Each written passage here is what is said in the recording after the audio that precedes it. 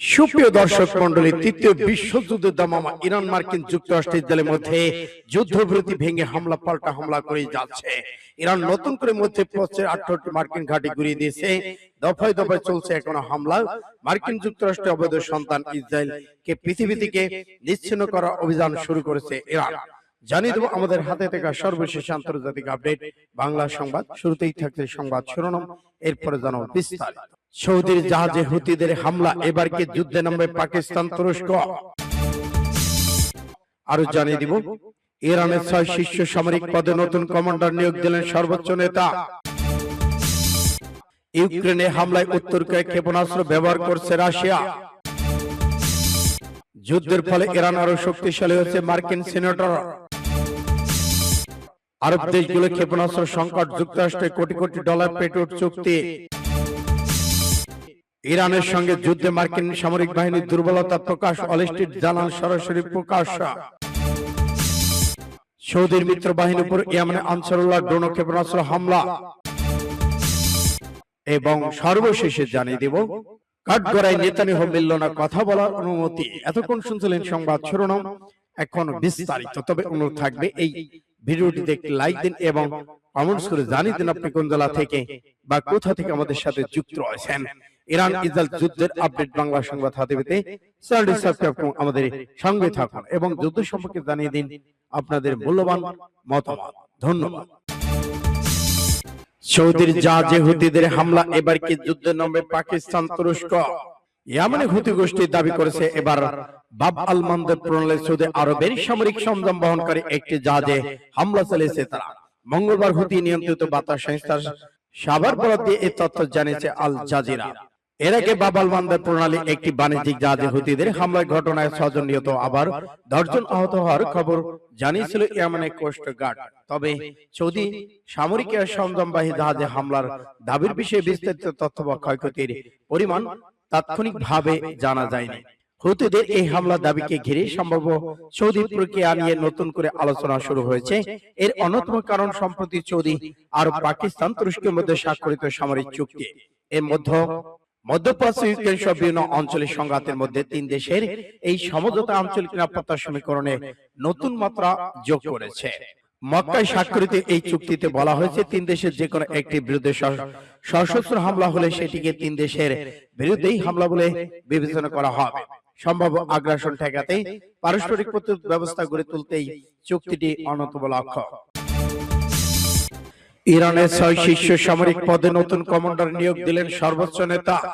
ইরানের সশস্ত্র বাহিনী, ইসলাম বিপ্লবী গার্ড বাহিনী, আরজিসি স্বেচ্ছাসেবী গণবোমা বাহিনী বাসিসের 6 শীর্ষ পদে নতুন কমান্ডার নিয়োগ দিয়েছেন দেশটির সর্বোচ্চ নেতা সশস্ত্র বাহিনীর সর্বাধিনায়ক আয়াতুল্লাহ সৈয়দা মোস্তফা হোসেনি খামেনি। পৃথক আদেশে তিনি সশস্ত্র বাহিনীর 6 শীর্ষ কমান্ডার কর্মকর্তার নতুন দায়িত্ব সীমা নির্ধারণ করেছেন। আদেশ অনুযায়ী মেজর জেনারেল আলী আব্দুল্লাহিয়াকে সশস্ত্র বাহিনীর চিফ অফ স্টাফ এবং ব্রিগেডিয়ার জেনারেল কেস মরসা হায়দারিকে চিফ অফ স্টাফের ডেপুটি হিসেবে নিয়োগ দেওয়া হয়েছে। এছাড়া ব্রিগেডিয়ার জেনারেল আহমদ ওয়াহিদাকে মেজর জেনারেল পদমর্যাদায় দিয়ে আইআরজিসি প্রদান করা হয়েছে। মেজর মোস্তফা ইজেদিকে আইআরজিসির কমান্ডার ইন চিফের ডেপুটি হিসেবে দায়িত্ব দেওয়া হয়েছে। অন্যদিকে রিয়ার অ্যাডমিরাল আলী উজমাইকে আইআরজিসির নৌবাহিনী কমান্ডার এবং হাজ্জাতুল ইসলাম হুসেন তাইবকে বাসিসের প্রধান হিসেবে নিয়োগ দেওয়া হয়েছে।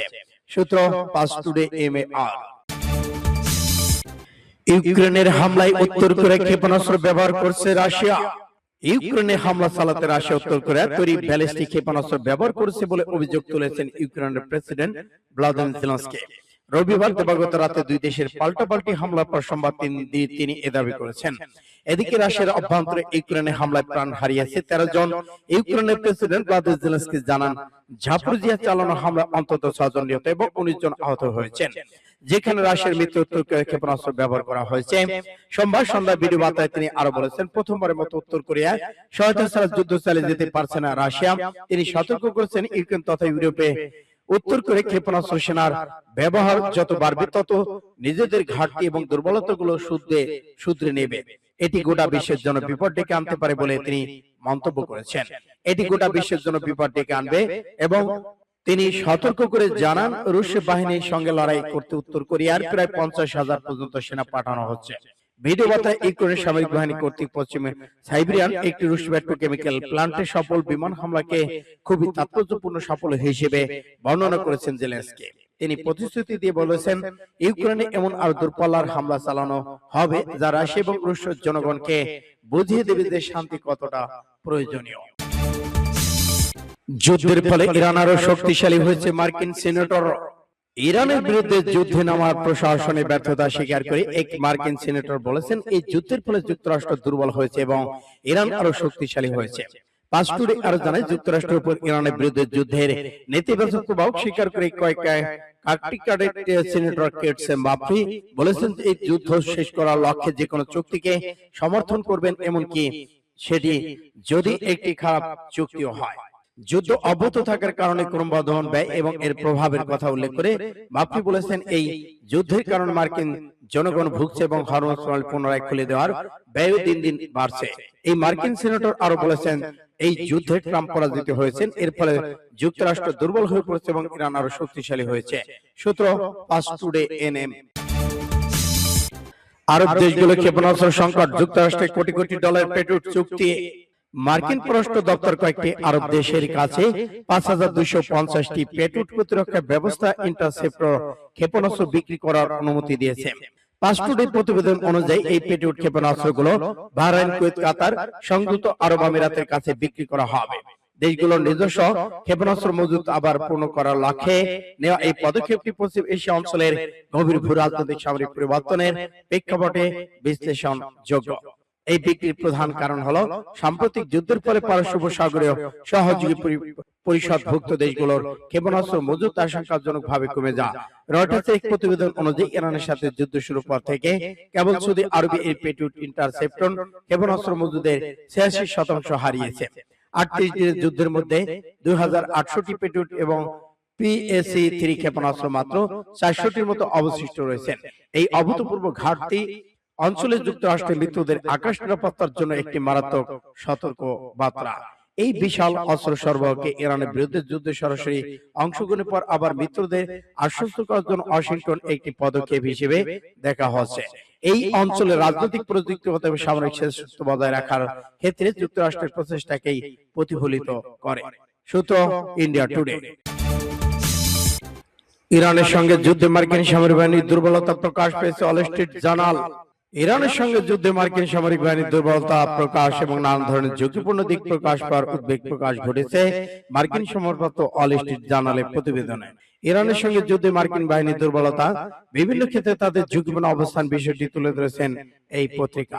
ইরানের হামলা সম্পর্কে বিশ্লেষণ করতে গিয়ে পত্রিকাটি লিখেছেন, পবিত্র এশিয়ার মার্কিন সামরিক ঘাঁটিগুলোতে ইরানের হামলা, সাম্প্রতিক সময়ে জর্ডানের চালানো হামলা সহ কমপক্ষে ক্ষেপণাস্ত্র, শত্রুপক্ষের ক্ষেপণাস্ত্র ড্রোনের ক্রমবর্ধমান হুমকি বিষয়টি স্পষ্ট করেছে। অল স্ট্রিট জার্নাল আরো জানিয়েছে, এসব হামলা প্রমাণ করেছে যে বিদেশি অবস্থিত মার্কিন সামরিক ঘাঁটি, গুরুত্বপূর্ণ অবকাঠামো, সামরিক ও বেসামরিক কর্মীদের যথাযথভাবে রক্ষা করার জন্য যুক্তরাষ্ট্রের পর্যাপ্ত প্রস্তুতি নেই। প্রতিবেদনে দাবি করা হচ্ছে, যুদ্ধ শুরুর পর থেকে ইরান পশ্চিম এশিয়া জুড়ে 2000টির বেশি বিমান, ক্ষেপণাস্ত্র, ড্রোন হামলা চালিয়েছে এবং 8টি দেশে মার্কিন সামরিক বাহিনী ব্যবহৃত অন্তত 20টি স্থাপনা ক্ষতিগ্রস্ত করেছে। মার্কিন সংবাদপত্রটি আবারও দাবি, এখন পর্যন্ত শুধু সামরিক সরঞ্জাম, অবকাঠামোর ক্ষয়ক্ষতি হিসেবে ইরান যুক্তরাষ্ট্রের প্রায় $13 বিলিয়ন ক্ষতি করেছে। অল স্ট্রিট জার্নাল এর প্রতিবেদন আরো বলা হয়েছে, সব মিলে ইরান 42টিরও বেশি মার্কিন সামরিক বিমান ধ্বংস করেছে অথবা ক্ষতিগ্রস্ত করেছে। এদিকে মার্কিন সংবাদপত্র নিউ ইয়র্ক টাইমস আবার যুক্তরাষ্ট্রের অস্ত্র ভান্ডার কমে যাওয়ার বিষয়টি তুলে ধরেছে। পত্রিকাটি লিখেছে, ইরানের সঙ্গে 5 মাসের যুদ্ধের ফলে যুক্তরাষ্ট্রের গুরুত্বপূর্ণ অস্ত্র মজুত সর্বনিম্ন পর্যায়ে নেমে গেছে। এই সংঘাতে 1500টির বেশি পেট্রোল ক্ষেপণাস্ত্র এবং হাজার হাজার স্কুল দূরপাল্লা ব্যালিস্টিক ক্ষেপণাস্ত্র ব্যবহার করা হয়েছে। এসব অস্ত্র পুনরায় মজুত করতে অন্তত 2 বছর সময় লাগতে পারে যুক্তরাষ্ট্রের। সূত্র ইন্ডিয়া টুডে। সৌদি মিত্র বাহিনীর উপর ইয়েমেনে আনসারুল্লাহ ড্রোন ক্ষেপণাস্ত্র হামলা। সংবাদপত্র মাধ্যমগুলো জানিয়েছে, ইয়েমেনে আনসারুল্লাহ দেশটির সাবওয়া প্রদেশে সৌদি আরবের মিত্র বাহিনীর উপর হামলা চালিয়েছে। ইরানের পাঁচটি বরাদ্দে জানিয়েছে, ইয়েমেনে আনসারুল্লাহ ক্ষেপণাস্ত্র ড্রোন হামলা চালিয়ে দক্ষিণ ইয়েমেনের বেইতহাল এলাকায় তথাকথিত সাবওয়া বাহিনীর ঘাঁটিগুলোকে লক্ষ্যবস্তু করেছে। সাবওয়া প্রতিরক্ষা বাহিনী, দক্ষিণ ইয়েমেনের সামরিক ইউনিটগুলো অন্তর্ভুক্ত এবং সৌদি আরবের নেতৃত্বাধীন জোটের সঙ্গে তারা সমন্বিতভাবে কাজ করে। সম্প্রতি আনসারুল্লাহ এবং 2 দফা দক্ষিণ ইয়েমেনের তাজ প্রদেশের আলমোখা এলাকায় সৌদি আরব সমর্থিত বাহিনী এবং ইয়েমেনে পদত্যাগী সরকার অনুগত বাহিনী অবস্থানে হামলা চালিয়েছে। সূত্র ফাস্ট টুডে MAH। কাঠগড়ায় নেতানিয়াহু মিলল না কথা বলার অনুমতি। দুর্নীতির মামলায় আদালতে হাজির হয়েছে ইসরায়েলের প্রধানমন্ত্রী বেনিয়ামিন নেতানিয়াহু। এই নিয়ে 10 নম্বরের মতো আদালতে হাজির হয়েছেন তিনি। তবে কথা বলার অনুমতি চাইলে তা নামঞ্জুর করে দেয় আদালত। সোমবার আলাদুল এজেন্সির এক প্রতিবেদনের তথ্য জানানো হয়েছে। প্রতিবেদনে বলা হয়, ইসরায়েলের প্রধানমন্ত্রী বেনিয়ামিন নেতানিয়াহু সোমবার দুর্নীতি মামলায় নিজেকে নির্দোষ প্রমাণ করতে 10 নম্বরের মতো আবার আদালতে হাজির হয়েছেন। তেল আবিব জেলা আদালত সরাসরি এক কথা বলার অনুমতি চাইলে বিচারকরা তার আবেদন প্রত্যাখ্যান করেছেন। এ সময় নেতানিয়াহু বলেন, আমি হতভাগ্য। 2024 সালের 10 ডিসেম্বর থেকে দুর্নীতির মামলা শুনানি পুনরায় শুরু হওয়ার পর এটি তার আবার আদালতে উপস্থিতি। নেতানিয়াহুর বিরুদ্ধে 2019-এ 3 দুর্নীতি মামলা দায়ের করা। এগুলো কেস 1000, 2000 এবং 4000। এগুলোর মধ্যে ঘুষ, প্রতারণা, আস্থা অবহেলা এবং যুদ্ধাপরাধের মতো অনেক কেস রয়েছে। তিনি কোনো ধরনের ভুল স্বীকার করেননি এবং অভিযোগগুলো মিথ্যা বলে আখ্যায়িত করেছেন। নেতানিয়াহুর বিচার ইসরায়েলের রাজনৈতিক অঙ্গনে বড় ধরনের প্রভাব ফেলেছে। বিরোধী দাবি, তিনি ইচ্ছাকৃতভাবে আইনি প্রক্রিয়াকে দীর্ঘায়িত করেছেন এবং যাতে প্রধানমন্ত্রী হিসেবে তার সক্ষমতা বজায় থাকে। সূত্র কালবেলা MA।